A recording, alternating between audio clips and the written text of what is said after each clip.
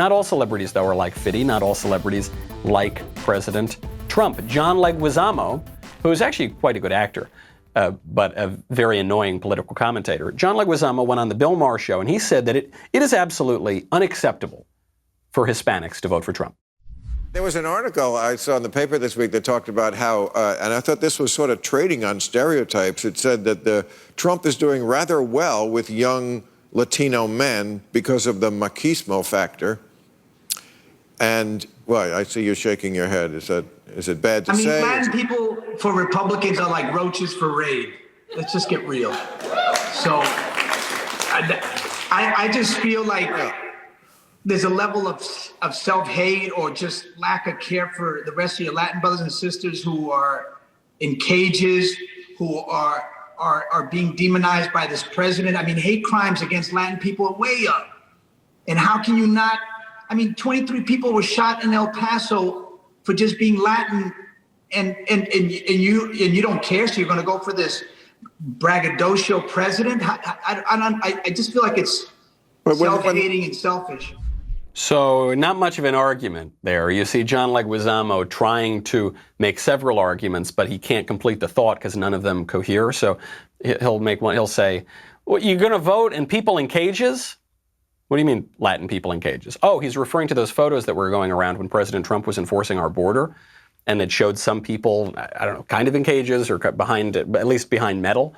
And what John Leguizamo doesn't know is those photos came from 2014, and those photos were from the Obama administration, because the guy who put the illegal aliens in cages was Barack Obama, and the policy that required this sort of behavior came from the Clinton administration.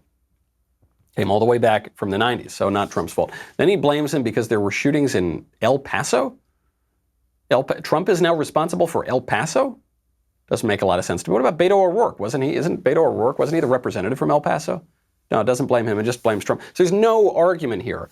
And what he's playing into is this oppression narrative, which was contrived in the 1970s and 80s, largely by the Ford Foundation, actually, but by a lot of left-wing activists who saw the effectiveness of the black civil rights and black power movement in the 1960s and 70s and tried to replicate it for other groups. But the thing about this is, Mike Gonzalez actually puts this very well in his recent book. I think it's called The Plot to Change America.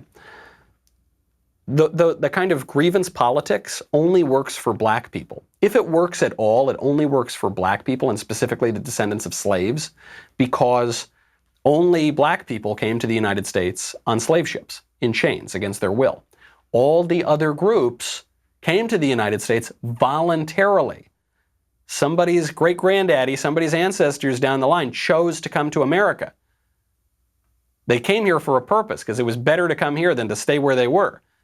And so it's completely incoherent for these, extraordinarily privileged great-grandchildren like John Leguizamo, a millionaire actor, Hollywood celebrity, to come out and say, we're all so oppressed. No, you're not. Not only are you not oppressed now, but your ancestors weren't oppressed. They chose to come here voluntarily. But they try to do this with every single group. They're doing it now with Middle East, North Africa. People from the Middle East have always been classified as white in the United States. But in the past decade or so, especially during the Obama administration, they tried to reclassify them as Middle East, North Africa. Linda Sarsour was behind this. Linda Sarsour was one of the voices behind this. And she's a radical left-wing activist. She started wearing a hijab. She was asked once, why do you wear the hijab? She said, if I don't wear the hijab, then I'm just another boring white lady in New York. Shows you the reality of white privilege, so-called. If there were such a thing as white privilege, then people wouldn't be trying to disassociate with white people and identify with a new group called Middle East North Africa. The actual privilege is to be part of an aggrieved, victimized minority. There is no privilege for being, you just see this in affirmative action, right? You see this in hiring practices and college acceptance practices. So John Leguizamo, no one's ever accused John Leguizamo of being the most sophisticated political philosopher in the world.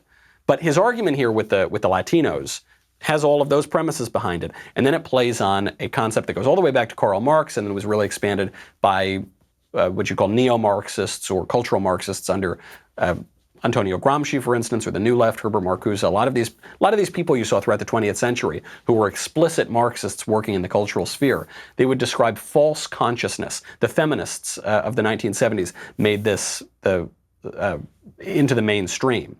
The idea of a false consciousness being, it comes from these consciousness-raising groups that radical women would have around New York. And women would go there and say, gosh, I never knew I was oppressed. Before I went to the meeting, I thought I had a nice, happy life. But after I left the meeting and my consciousness was raised, the way the phrase exists today is called raising awareness, but then it was called raising consciousness.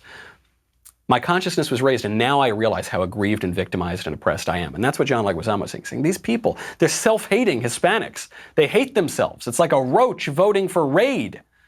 They don't get it. They think they're happy, and they think they love America, and they think they have a good life. And they think their ancestors came here for a reason. But they're wrong. It's actually all terrible. It's be miserable like me. That's what he's telling them.